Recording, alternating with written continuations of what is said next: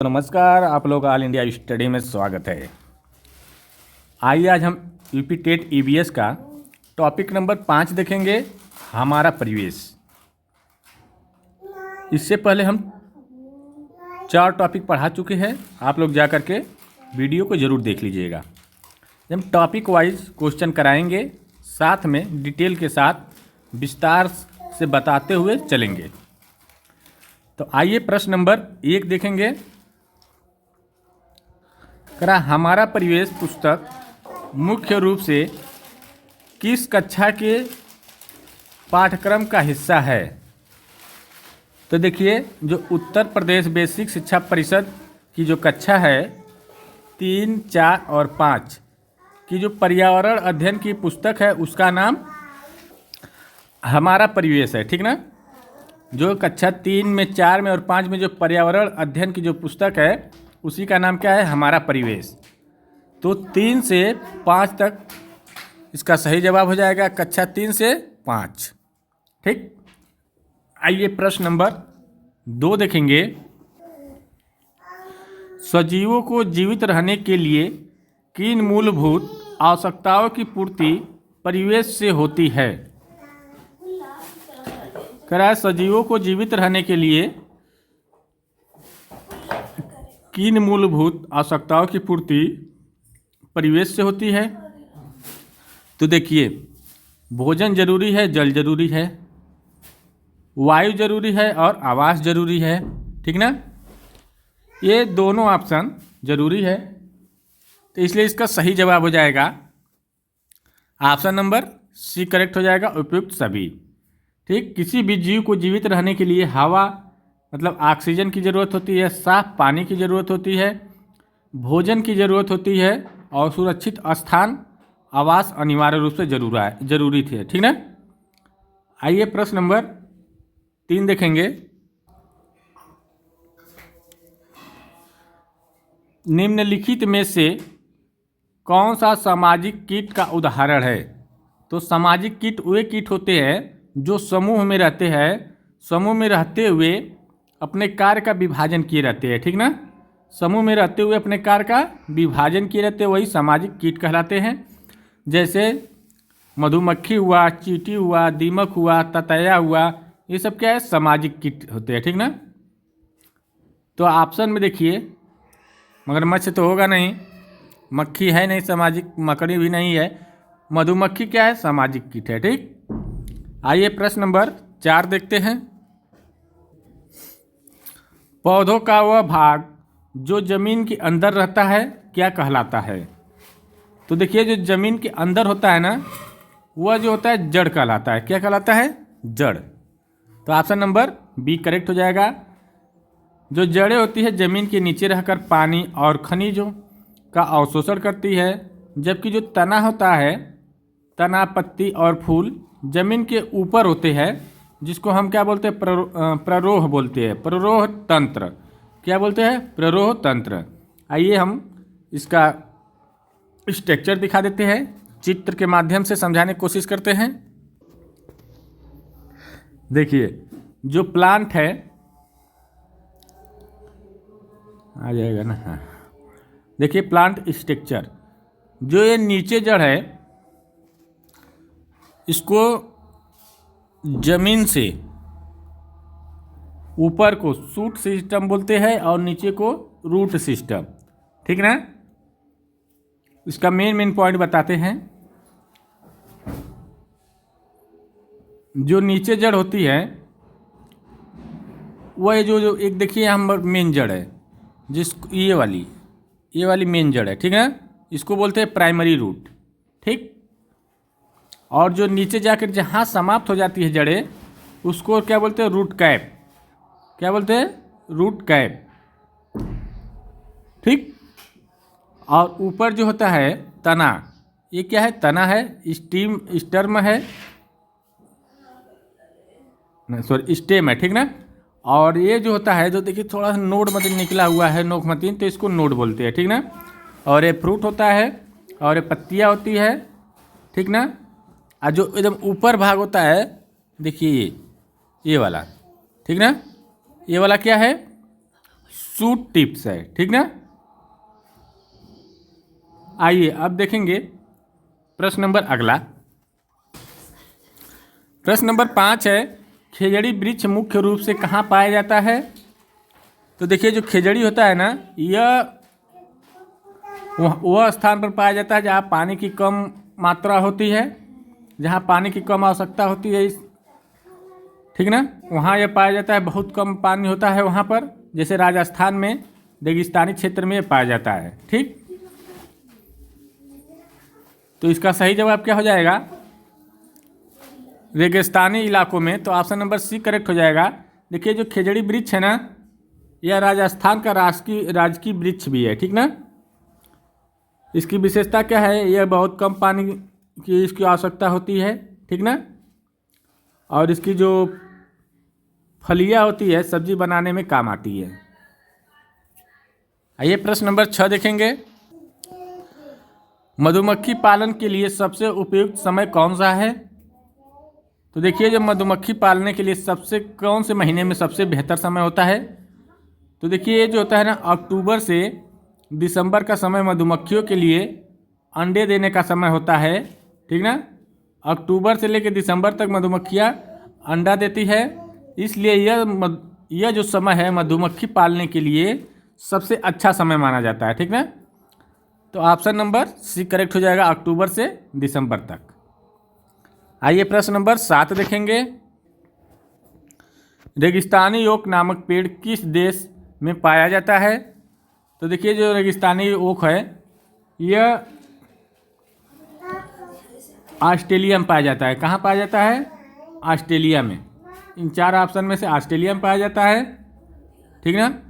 जो इनकी जड़ें होती है बहुत गहराई तक जाती है, लगभग अपने ऊपर वाले भाग से शूट सिस्टम से लगभग 30 गुना नीचे, जब तक पानी न पाए तब तक ये जाती रहती है, ठीक ना, नीचे तक।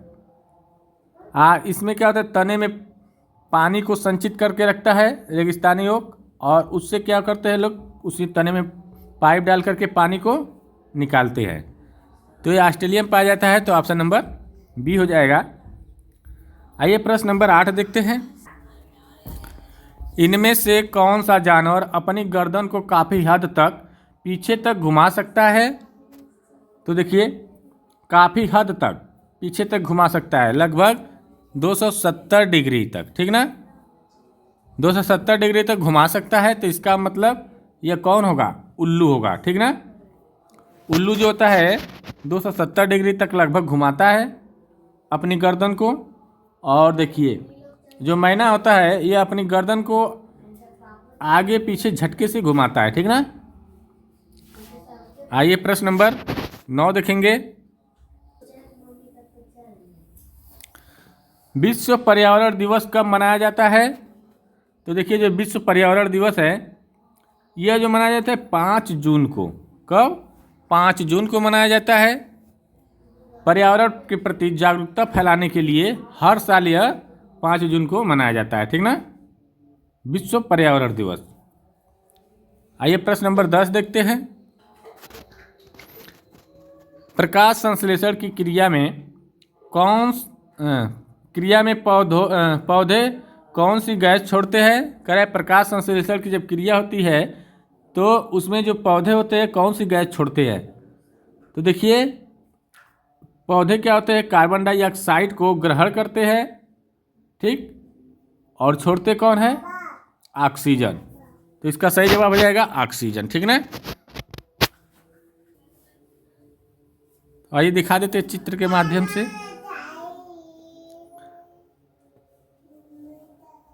प्रोसेस ऑफ फोटोसिंथेसिस मतलब प्रकाश संश्लेषण की प्रक्रिया में देखिए किस प्रकार ऑक्सीजन यह छोड़ रहा है। यह जो है देखिए ऑक्सीजन, जब प्रकाश संश्लेषण हो रहा है तो ये ऑक्सीजन छोड़ रहा है, ठीक ना।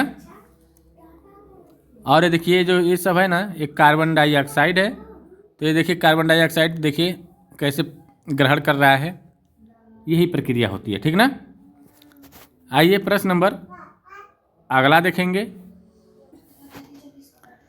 केचुआ को किसानों का मित्र क्यों कहा जाता है।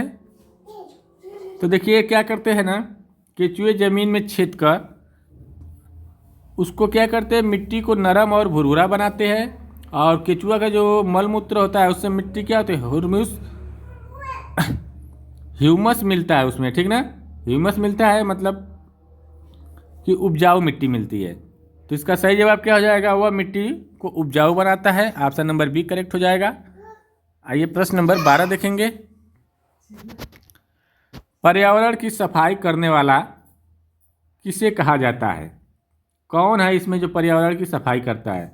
देखिए पर्यावरण की सफाई करने के लिए गिद्ध, चील, ठीक ना, और कौवे जो मृत जानवर को खा करके पर्यावरण को साफ करते हैं, ठीक। ये साफ करते करते अपने ही साफ होने लगे, क्योंकि जो कीटनाशक दवा जो छिड़की जाती है उसको खा करके ये लोग क्या हो गए कि धीरे धीरे इनके शरीर में पॉइजन होने लगा और धीरे धीरे विलुप्त होने लगे, ठीक ना। तो इसका सही जवाब क्या हो जाएगा, गिद्ध। आइए प्रश्न नंबर 13 देखेंगे। चिपको आंदोलन का संबंध किससे है? तो देखिए जो चिपको आंदोलन था ना, यह उत्तराखंड में सुंदरलाल बहुगुणा के नेतृत्व में पेड़ों को काटने से बचाने के लिए शुरू किया गया था, ठीक ना। चिपको आंदोलन कौन शुरू किया था? सुंदरलाल बहुगुणा, जो उत्तराखंड में यह पेड़ों को काटने से बचाने के लिए इसको शुरू किया गया था। तो इसका सही जवाब हो जाएगा वन संरक्षण से, ठीक ना। आइए प्रश्न नंबर 14 देखते हैं। जलीय जंतुओं में श्वसन के लिए कौन सा अंग होता है? देखिए जो जलीय जंतु होते हैं ना, उसमें श्वसन के लिए जो, जैसे मान लीजिए मछलियाँ पानी में घुली हुई ऑक्सीजन को अपने गलफड़ों के माध्यम से ग्रहण करती है, अपने गलफड़ों के माध्यम से ग्रहण करती है। तो इसका सही जवाब हो जाएगा ऑप्शन नंबर बी। आइए प्रश्न नंबर 15 देखते हैं।